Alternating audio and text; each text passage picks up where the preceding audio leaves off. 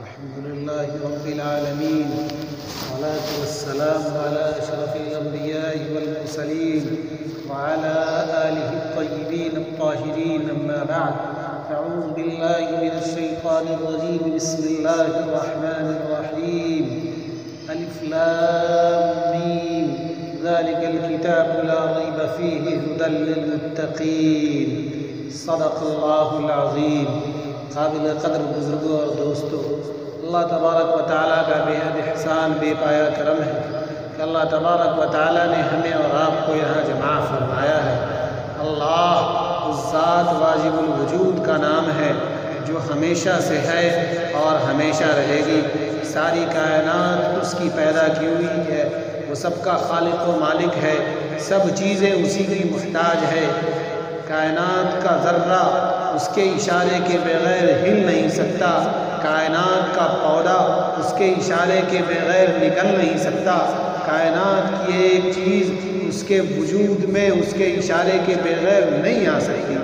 میرے بھائیوں بزرگوں، ہم آپ کو اچھی طرح بتا دینا چاہتے ہیں کہ اللہ تبارک و تعالیٰ نے اس کائنات میں پیدا فرمایا ہے اور کائنات کی سب سے اشرف مخلوق ہمیں بنایا ہے، سب سے افضل اور اعلیٰ بنایا ہے.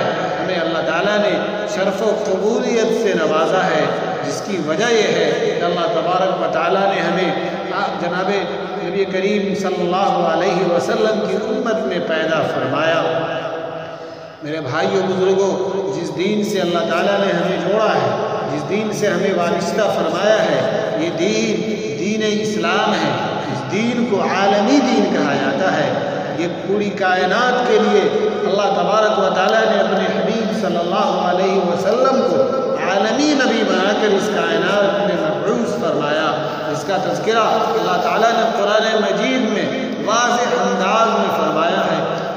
فرمایا اللہ تعالیٰ نے قُلْ يَا أَيُّهَا النَّاسُ إِنِّي رَسُولُ اللَّهِ إِلَيْكُمْ جَمِيعًا الَّذِي لَهُ مُلْكُ السَّمَاوَاتِ وَالْأَرْضِ. اے لوگو، میں تمہاری طرف رسول بنا کر بھیجا ہوں، تمہارے تمام لوگوں کی طرف رسول بنا کر مبعوث فرمایا ہوں. حضرات، جس طرح یہ دین عالمی دین ہے، اسی طرح یہ دین دائمی دین بھی ہے.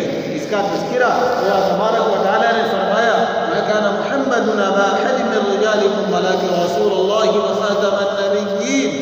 میرے بھائیو بزرگوں، یاد رکھا جائے کہ یہ دین ہی وہی واحد دین ہے جس پر نجات کا مدار ہے. یہ تنہا دین ہے جس پر نجات کا مدار ہے، اس کے بغیر کوئی دین نہیں. فرمایا اللہ تعالیٰ نے ان الدین عند اللہ الاسلام، اللہ کے نزدیک پسندیدہ دین اسلام ہے. اور اللہ تعالیٰ نے فرمایا کہ اگر کوئی شخص اس دین کے علاوہ کوئی دوسرا راستہ اختیار کرتا ہے تو اللہ کے نزدیک مقبول نہیں. فرمایا وَمَن يَبْتَغِ غَيْرَ الْإِسْلَامِ دِينًا فَلَن يُقْبَلَ مِنْهُ. میرے بھائیو بزرگوں، ہمیں اللہ تبارک و تعالیٰ کی ایک ایک نعمتوں کو یاد کر کے اللہ تبارک و تعالیٰ کا شکر ادا کرنی چاہیے اور اس نعمتوں پر تحدیث نعمت کے طور پر اس کا ذکر کرنی چاہیے اور اللہ کی حکم کو مان کر اس کائنات میں زندگی بسر کرنا چاہیے. اللہ تبارک و تعالیٰ ہمیں کہنے سننے سے زیادہ عمل کی توفیق عطا فرمائے. وما توفیقی الا باللہ.